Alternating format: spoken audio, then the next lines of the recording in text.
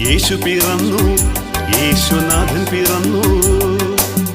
ബേഥലഹേമിലെ പുൽക്കൂട്ടിൽ മാനവനായി പിറന്നു.